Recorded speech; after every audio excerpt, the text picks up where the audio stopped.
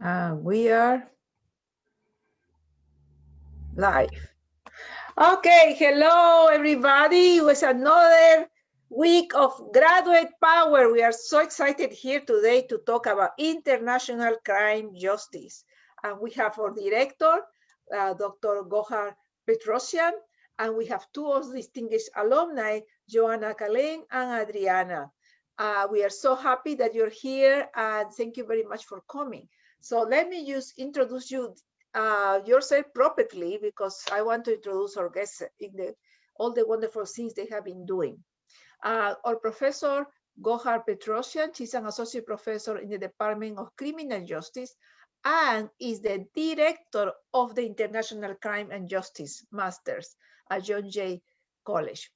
Her research interests includes crimes against wildfowl, with particular in illegal, unregulated, unreported fishing. She actually has a book that I have here with me, ready to read in my weekends. It's called The Last Fish Swimming, the Global Crime of Illegal Fishing. Thank you very much, Professor Gohar, to be with us. We also have with us Joanna Kalem, who is currently the House Policy Researcher for Crime, Security, and Justice issues. She has been part of CAPRI, which is Caribbean Policy Research Institute, for 2.5 years. So she will tell us about her work, and she's also just complete a consultation with the World Bank. And we also have Adriana Michili, I hope pronouncing correctly. Yeah, you are. Yeah, perfect. Who's a PhD fellow at University of Padua, Human Rights Center, Italy, where she is currently receiving her doctorate in law with expected graduation on 2021. Her research focused on administration of transitional justice procedures and the post-conflict states of Croatia and Bosnia-Herzegovina. That's, I mean, all of you guys have a terrific curricula all about crime, and you are saving for the justice. So let's begin with our guest. Let's see, Joanna. Joanna, could you tell us what you're doing right now besides all the explanation I did? But you probably will explain us how do you went from being or a student to the position you have here, you have now. Well, first of all, thank you for having me. So I left John Jay in 2017. I graduated in December 2017. And even though I got my work permits, I was really homesick. So I decided to try coming back home. And I was very fortunate to actually meet up with my former undergraduate professor in economics, who's actually the executive director of the Caribbean Policy Research Institute, Dr. Damien King, and he offered me a job. Apparently they had a crime and security project going on for the UK's DFID, which is now the FCDO, and they invited me on board.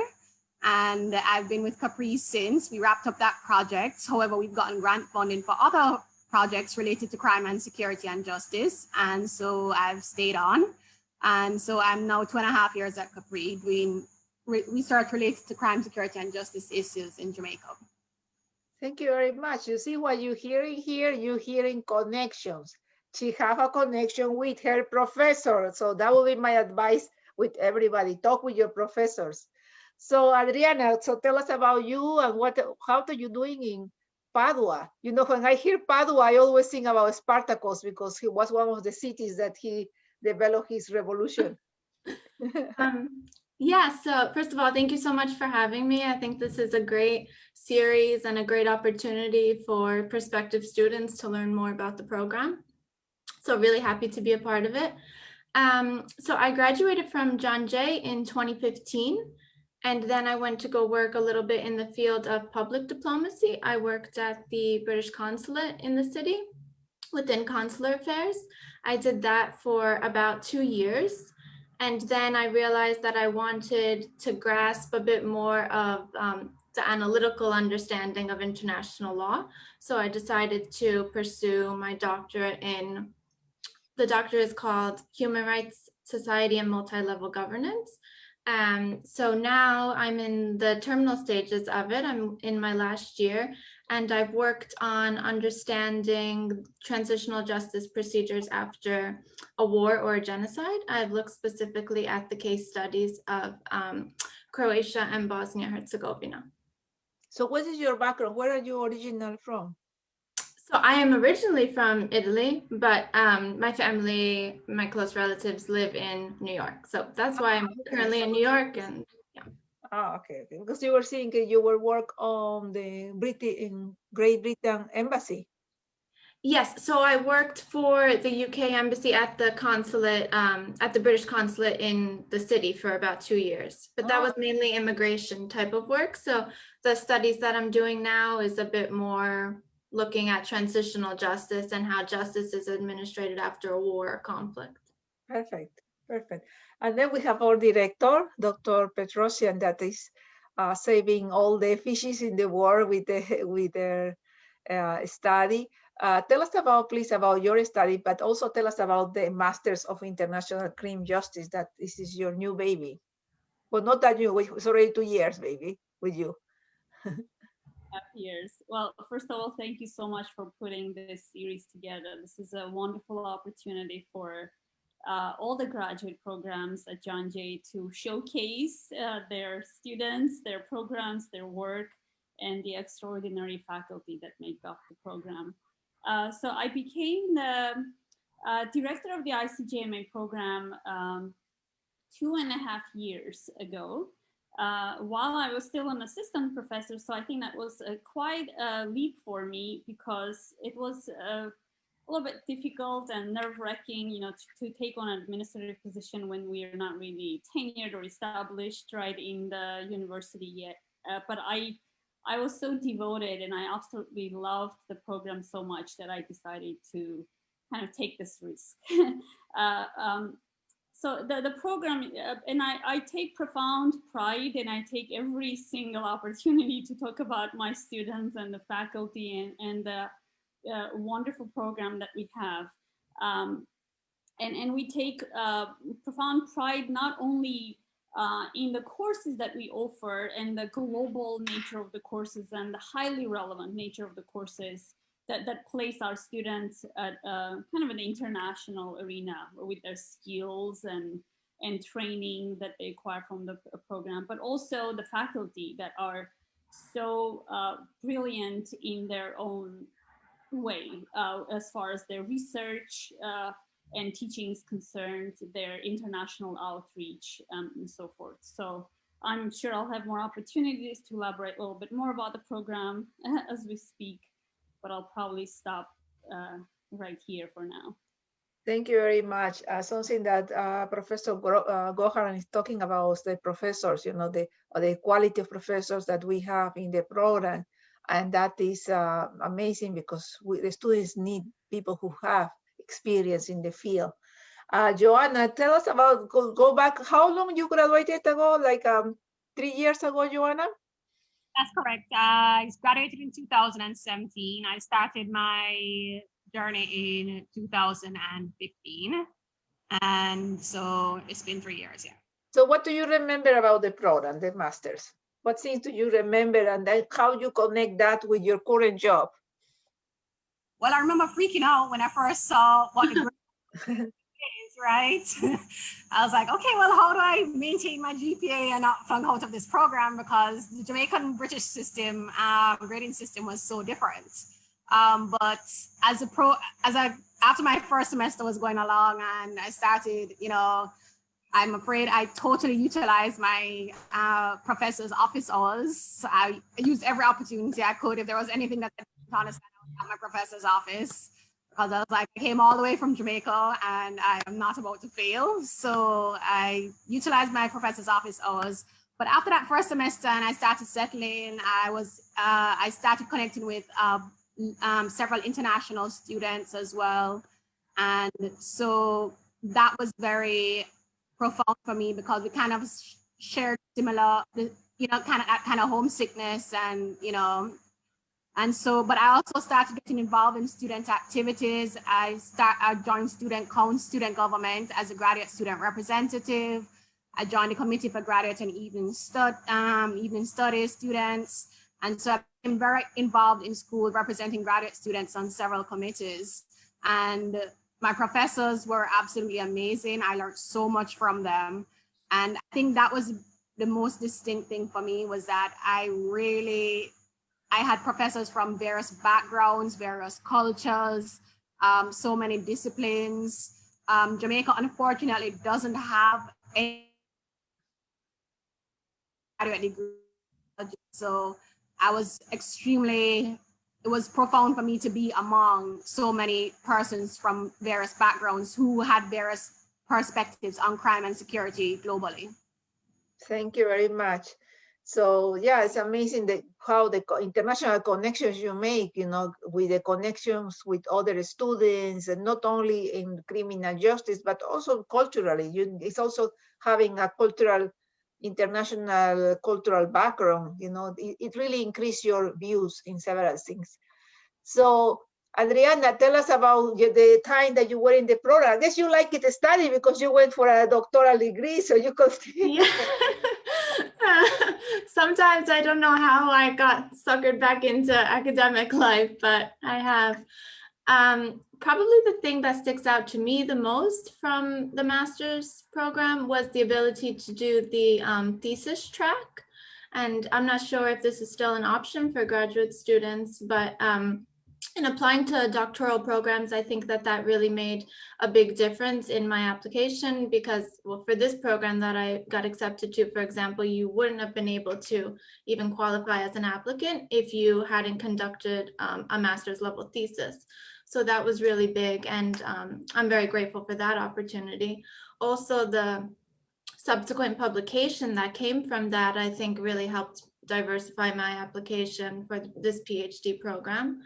And being able to work at the Center for International Human Rights as a research assistant, which I did during the last year of my master's, really helped me to understand more of the research world and what's involved in conducting a qualitative study, and to really get a grasp on all the analytics behind international crimes and international law and these types of global issues.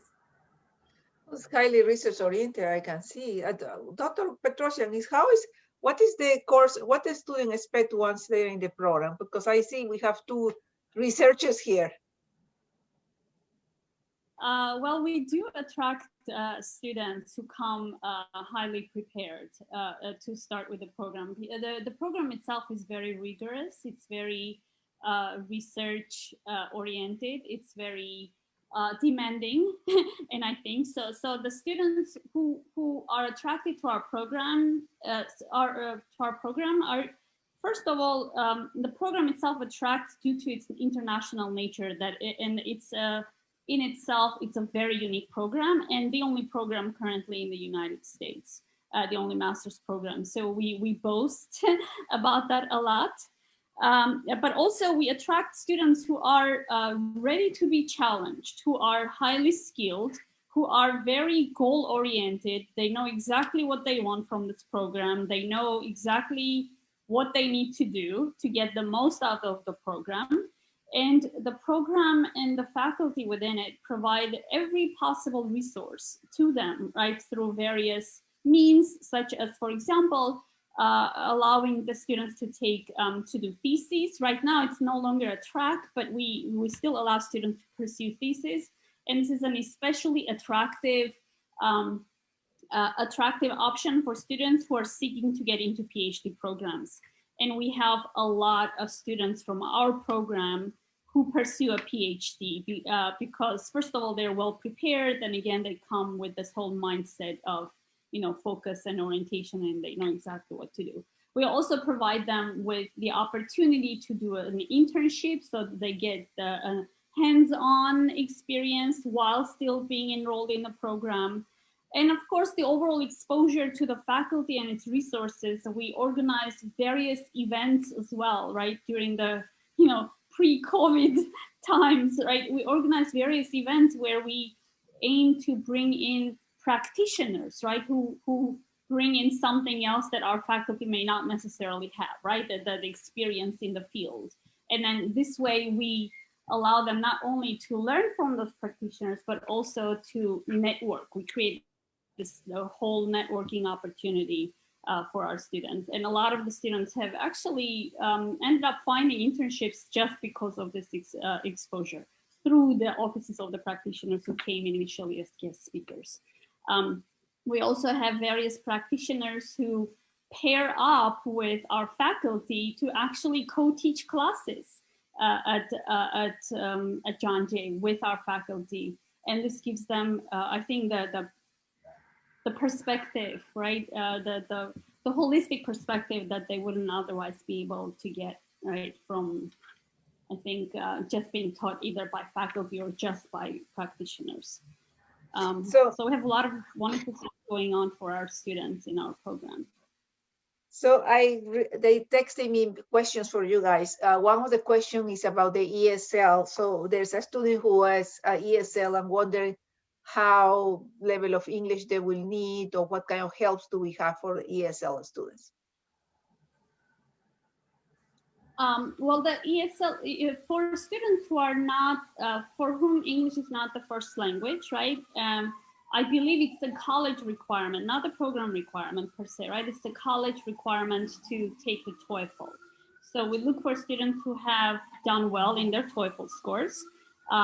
We no longer require the GRE, so that's not an issue anymore, but they have to be able to efficiently communicate, read and write in English. Because our courses are demanding, they require a lot of reading, and I'm sure our students can attest to that. So the students have to come in with sufficient knowledge of the English language to be able to excel in the program. All right. Then they're asking this, anybody can answer. They're asking about if there is a fair amount male and females in the field. Now that Joanna is working and Adriana, do you think that there is a bias between gender to find jobs? No bias? Well, so my organization is actually heavily gendered towards females. Not by any design, but just because the persons applying for the jobs tend to be more qualified, tend to be females. Program itself was I think there was a gender balance in my program, but my organization is definitely heavily gendered towards females, just because they tend to come out on top with you're required to hand in a writing sample. And so I think the women just somehow end up coming out on top in that respect. Oh, okay. So we have to be careful about those writing samples for everybody, so we can have that balance. So Adriana, you were speaking English when you came, like perfect English when you came, or do you have any struggles? So sorry, I don't know if I made it clear or not. I was born here, but I'm originally ethnically Italian. But my parents were born in Italy. Yeah. Ah, okay. I was thinking you were Italian. Oh, I'm Italian American, yeah. Okay, so you have no problems with the language. Yeah, I'm fine, I think. Okay. So tell me about, tell me about what things do you do in that master's that, things that you remember most, a professor, you were mentioning about the thesis, some activities that you did, maybe I remember Dr. Petrosian was talking about the certificates to do other things. What things do you do that you can relate that, oh my God, that was very good, I want to, and help me with my current job? I would say for me, it was the ability to gain practical experience, which meant that I was able to intern with Homeland Security Investigations offices for a year within their New York City offices and also at JFK. And I think that this is really valuable, and I would really suggest this to any incoming students or current master's students, because I mean, it's important to study and to read and to do your work, but you're really getting that practical on the field experience And that's something that's really going to improve your chances when you're trying to find a job or when you're going for interviews. It's going to give you that experience that is going to be required of you in the field. And for me personally, working within public diplomacy, I was also, and because of my Italian language skills, I was able to also intern at the US Embassy in Rome, which I would not have been able to do without this program and the legal background that it provided me with in terms of criminal justice and international law. So I would really take advantage of this, I would say, anytime after your first semester in the graduate studies program. That's good. So what is the requirements to enter to the program, Dr. Petrosian?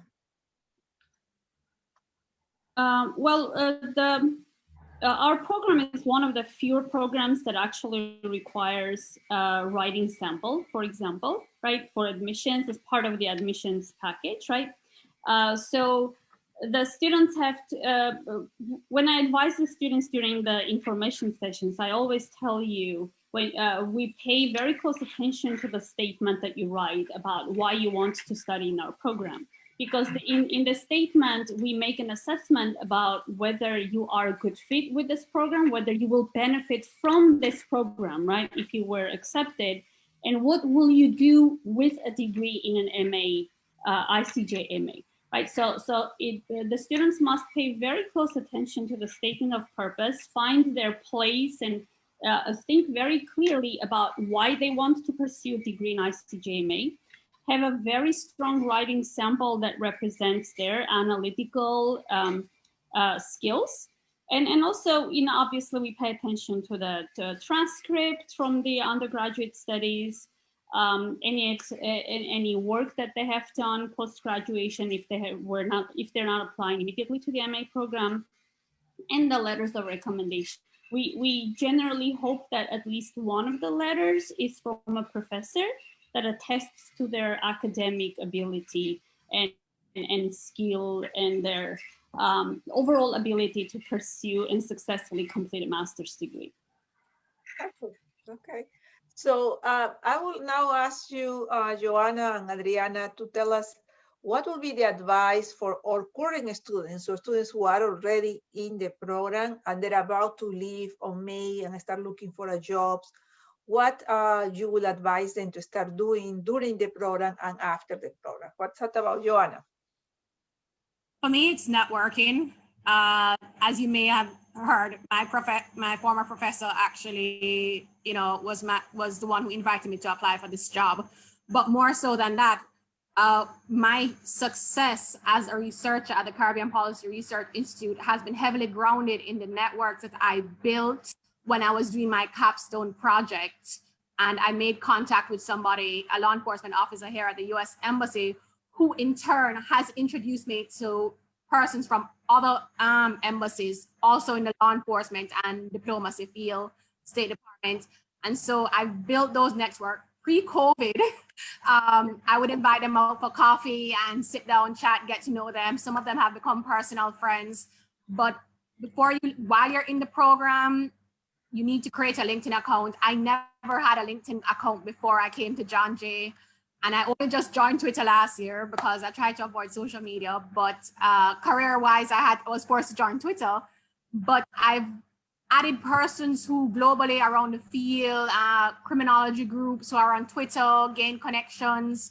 And even my consultancy at the World Bank was due to one of those connections, right? A network of a network, right? And so, you know, network with your professors, network with your fellow students, add persons who you people have in common on LinkedIn, just network, because you just never know when that one person in that network is going to be able to provide you with a career advancement that you need. You see, networking is the key. Listen, I am very shy, and I learn how to do network. I am introvert 100%, but I learn how to do networking. It's very important. So what do you say, Adriana? Yes, I would have to agree that networking is probably one of the most important takeaways in the last semester of the graduate program. I would also advise students to be patient. It does take some time to get that job that you are looking for. And something that I learned during the course of my application, I think I was graduated about 6 months before I was able to get the job at the British Consulate.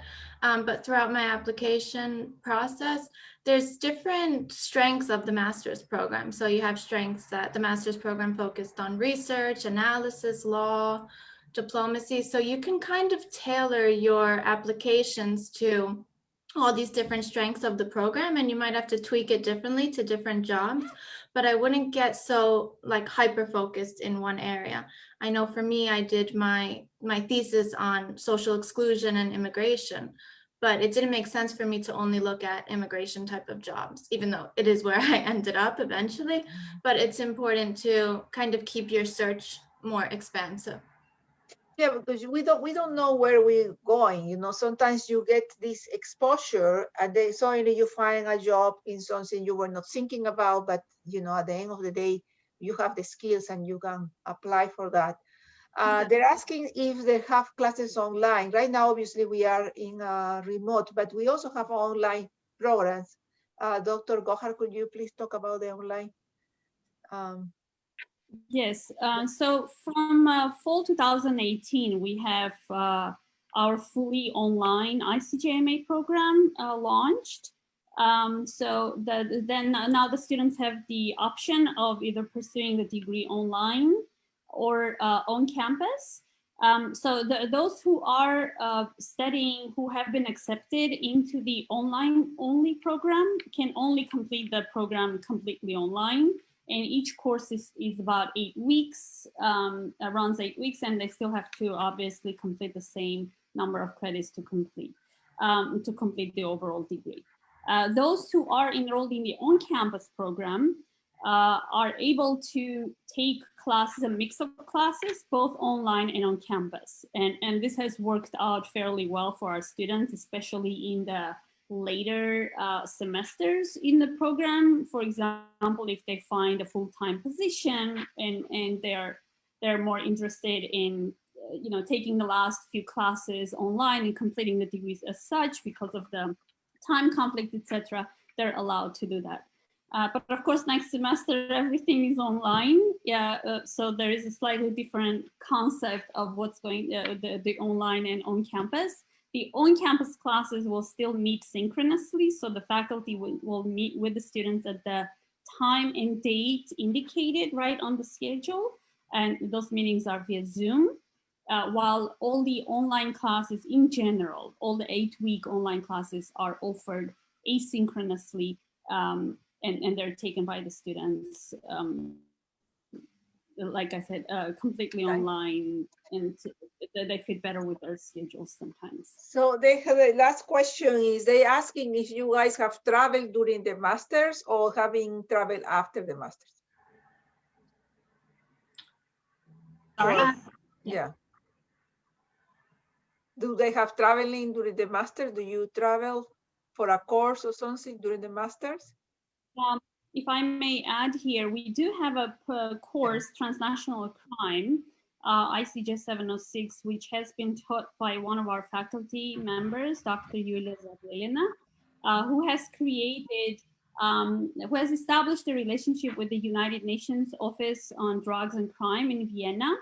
And at times the course has been taught either during the winter or summer semesters, where the students enrolled in the ICJ 706 class traveled with Dr. Zabielina to Vienna for a few weeks, and then whatever activity was done there, they came back and they completed the rest of the course in the United States. So yes, we do have that opportunity. Well, you guys traveled because you went to Padua, right, Diana? After the masters, are you doing? Yeah, well, yeah, that was after. So it's still John Jay still helped me with that. Yes. And then Joanna went back to St. Kitts. Jamaica. So, but I was also fortunate when I was at John Jay, myself and 4 other young ladies in the master's program, we applied for the travel grants And John Jay paid for the 5 of us to go to the conference in New Orleans in 2006. Oh, look at that. Yeah, that was an amazing experience. We strongly encourage that as well. We strongly encourage that. You That's know, very nice. That's very nice. we Yeah. have the diplomacy lab project with the capstone, which is what Joanna mentioned earlier, right? And sometimes students, in the past, students have had the opportunity to actually travel to the We went to DC. Yeah, we went to DC to present. Department. Okay, so any other word for our students who are watching us? We are about to finish, and I really appreciate Adriana and Joanna and Professor Petrosi to being here with us. And this is Dean Morote from Graduate Studies, and have a beautiful night. Thank you. Thank you so much.